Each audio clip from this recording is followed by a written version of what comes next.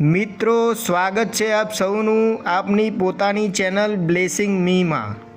આજે આપણે શ્રી જગન્નાથજી ભગવાનના દર્શન કરવા જઈ રહ્યા છીએ, જે અમદાવાદના જમાલપુર એરિયામાં સ્થિત છે। તો મિત્રો, આ છે મંદિરનો પ્રવેશ દ્વાર। મિત્રો, વિડીયોમાં બન્યા રહેજો, આગળ જતાં તમને આ મંદિરના ઇતિહાસ વિશે જણાવીશ। તો મિત્રો, જમાલપુરનું આ મંદિર શ્રી ભગવાન જગન્નાથજીનું છે, જે ઘણું પ્રખ્યાત છે, જે મારી પાછળ તમે જોઈ રહ્યા છો। આ મંદિરમાં ભગવાન જગન્નાથ ભાઈ બલભદ્ર તેમજ બહેન સુભદ્રા સાથે સ્થાપિત છે।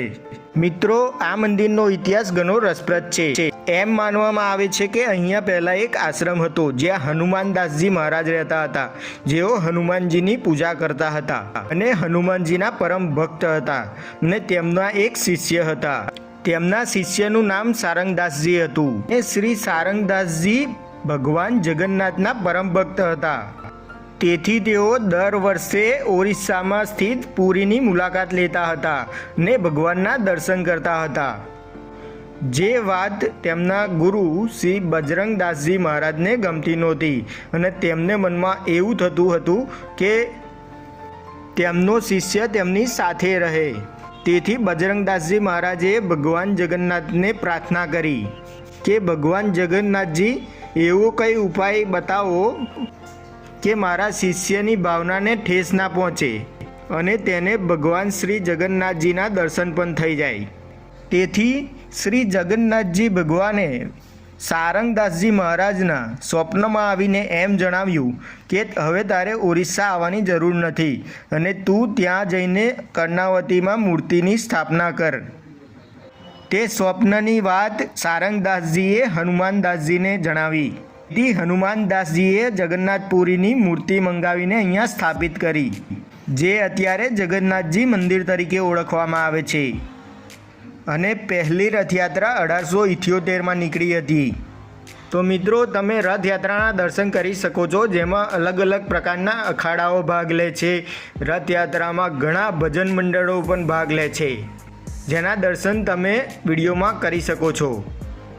આ રથયાત્રા અષાઢી બીજના દિવસે નીકાળવામાં આવે છે અને આ એક એવો દિવસ છે જે દિવસે ભગવાન સામેથી ભક્તોને દર્શન આપવા જાય છે। તો આ રથયાત્રામાં દેશ વિદેશના ઘણા લોકો ઉમટી પડે છે। લાખોની સંખ્યામાં ભાવિ ભક્તો અહીંયા જોડાય છે। મિત્રો, રથયાત્રાનો ઇતિહાસ ઘણો જૂનો છે અને આ રથયાત્રામાં હાથી, ઊંટગાડી, ટ્રકો, ભજન મંડળો, ઢોલકાવાળા તેમજ અનેક પ્રકારના લોકો ભાગ લે છે। મિત્રો, આ રથયાત્રામાં અનેક સ્વયંસેવકો ભાગ લે છે અને રથયાત્રામાં પ્રસાદમાં જાંબુ, ચોકલેટ, રમકડા, મગ, શરબત, પાણીની બોટલો વેચવામાં આવે છે અને આખું અમદાવાદ ભક્તિમય થઈ ઉઠે છે। ઠેર ઠેર જમવાની વ્યવસ્થા પણ હોય છે। મિત્રો, વિડીયોમાં બન્યા રહેજો, આગળ જતાં તમને શ્રી ભગવાન જગન્નાથજી, બહેન સુભદ્રા અને ભાઈ બલભદ્રજીના દર્શન કરાવીશ।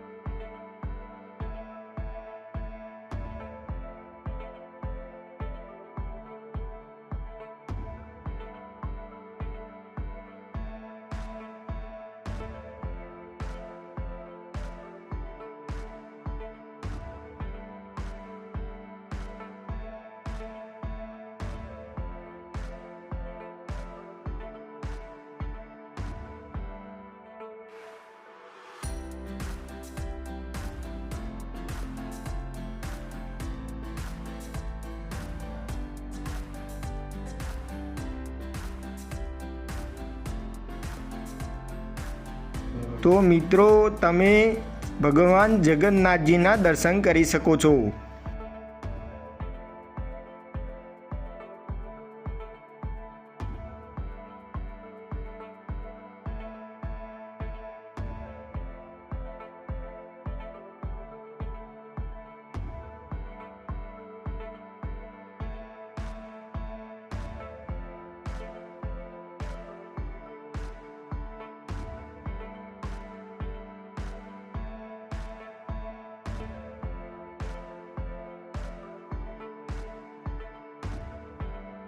તો મિત્રો આ છે શ્રી ભગવાન જગન્નાથજીનું મંદિર જે તમને વિડીયોમાં દેખાઈ રહ્યું છે, જે બહેન સુભદ્રા તેમજ ભાઈ બલભદ્રજી સાથે છે, તમે જેના દર્શન કરી શકો છો.